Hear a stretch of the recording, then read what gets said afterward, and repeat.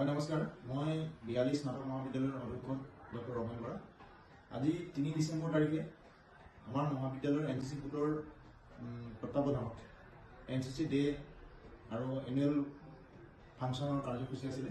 সেই কাৰ্যসূচী সুন্দৰভাৱে ৰূপায়ণ কৰা হয়। এনচিচি দিৱসটি নৱেম্বৰ মাহৰ 4ৰ্থ দেওবাৰটোত অনুষ্ঠিত কৰাৰ সাধাৰণতে যি নিয়ম আছে, সেই নিয়মতে সেইদিনাখন উদযাপন কৰিব পৰা নহ'ল, কাৰণ আমাৰ মহাবিদ্যালয়ৰ ছাত্ৰ ছাত্ৰীসকল পৰীক্ষাত ব্যস্ত হৈ আছিল।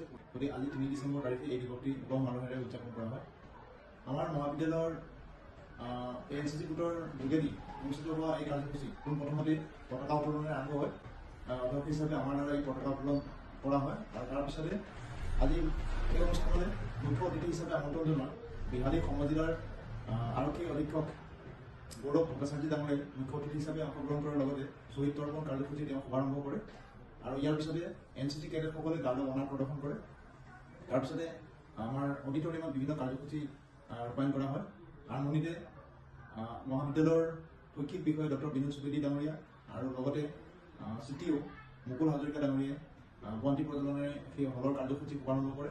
তাৰপিছতে ছাত্ৰ ছাত্ৰীসকলে বিভিন্ন সাংস্কৃতিক তেওঁলোকৰ যিখিনি অনুষ্ঠান আছিলে সেই অনুষ্ঠানসমূহ পৰিৱেশন কৰে।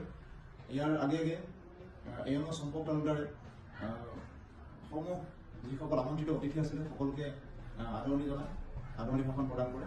তাৰপিছতে ছাত্ৰ ছাত্ৰীসকলে বিভিন্ন সাংস্কৃতিক কাৰ্যসূচী তেওঁলোকে প্ৰদৰ্শন কৰে আৰু যিসকল ছাত্ৰ ছাত্ৰী আৰু আমাৰ মহাবিদ্যালয়ৰ এনচিচি কেডেটে ইতিমধ্যে বিভিন্ন দিশত তেওঁলোকে ভাল প্ৰতিভা দেখুৱাবলৈ সক্ষম হৈছে, সেই তেনে ছাত্ৰ ছাত্ৰীসকলক আজিৰ দিনটোতে তেওঁলোকক পুৰস্কৃত কৰা হয় আৰু সম্বৰ্ধনা জনোৱা হয়। বিশেষকৈ সুজিত বৰুৱা নামৰ ল'ৰাজনে যি প্ৰি-RDC কেম্প হয় সমগ্ৰ ভাৰতবৰ্ষৰ যি ৰিপাব্লিক ডে দিৱসৰ প্ৰদৰ্শনৰ বাবে তাত প্ৰি-RDC কেম্পত তেওঁ যোগদান কৰিবলৈ সক্ষম হৈছিলে, তেওঁকো সম্বৰ্ধনা জনোৱা হয়।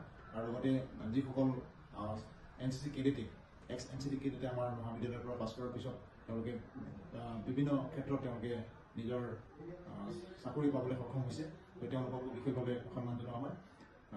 আৰু এটা বিশেষ উল্লেখযোগ্য দিশ এই যে আমাৰ মহাবিদ্যালয়ৰ কাষতে থকা চিদাহৰণ প্ৰাথমিক বিদ্যালয় আৰু বৰবিল বাগান যি LP স্কুল আছে, এই দুয়োখন LP স্কুলৰ ছাত্ৰ ছাত্ৰীসকলকো আমন্ত্ৰণ জনোৱা হৈছিল। তেওঁলোকৰ শিক্ষক শিক্ষয়িত্ৰীসহ ছাত্ৰ ছাত্ৰীসকলে এই কাৰ্যসূচীত অংশগ্ৰহণ কৰিছিল আৰু লগতে তেওঁলোকৰ ফালৰ পৰাও তেওঁলোকৰ ছাত্ৰ ছাত্ৰীসকলে তেওঁলোকৰ সাংস্কৃতিক যি কাৰ্যসূচী আছিলে নৃত্য আৰু গীতৰ অনুষ্ঠানত তেওঁলোকে অংশগ্ৰহণ কৰিছিলে। গতিকে সেইটো এটা বিশেষভাৱে উল্লেখনীয় দিশ।